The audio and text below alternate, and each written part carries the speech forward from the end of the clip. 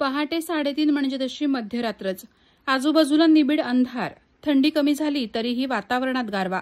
त्यात कसबा ते रत्नागिरी शहर हे 55 किलोमीटरचं अंतर पार करताना महामार्गावर काम सुरू असल्याने अनेक ठिकाणी नादुरुस्त झालेला रस्ता. अशा अनेक अडचणी समोर तरीही डोळ्यात निर्धार आणि हृदयात धर्मसंरक्षक छत्रपती संभाजी महाराजांविषयी अतोनात प्रेम, प्रचंड आदर यामुळे या अडचणी सोप्या समजत श्री शिवप्रतिष्ठान हिंदुस्थानच्या 60 मावळ्यांनी कसबा संगमेश्वर येथून रत्नागिरीतील मारुती मंदिर येथील शिवतीर्थावर धर्मवीर ज्वाला दौडत आणली. पहाटे 3:30 वाजता सुरू झालेला हा प्रवास 7:30 वाजता 4 तासांनी संपला.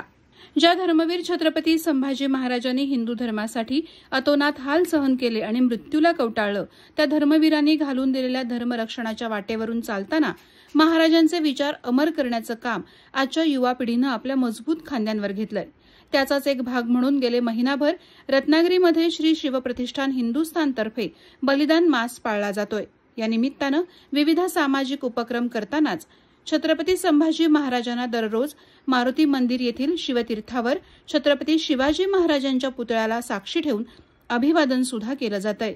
आज या मासाच्या शेवटच्या सप्ताहातील रविवारी 23 मार्च रोजी छत्रपती संभाजी महाराजांना ज्या ठिकाणी अखेरचं जेरबंद करण्यात आलं होतं त्या कसबा संगमेश्वर या ठिकाणाहून रत्नागिरीतील शिवतीर्थपर्यंत धर्मवीर ज्वाला आणताना हिंदू तरुण बहुसंख्येनं सहभागी झाले होते. भल्या पहाटे 3:30 वाजता कसबा येथील छत्रपती संभाजी महाराजांच्या पूर्णाकृती पुतळ्यासमोर नतमस्तक होऊन महाराजांच्या 60 मावळ्यांनी रविवारी सकाळी 7:30 वाजता ही शिवशंभू राजांचा जयघोष करत ही धर्मवीर ज्वाला दौडत रत्नागिरीत आणली.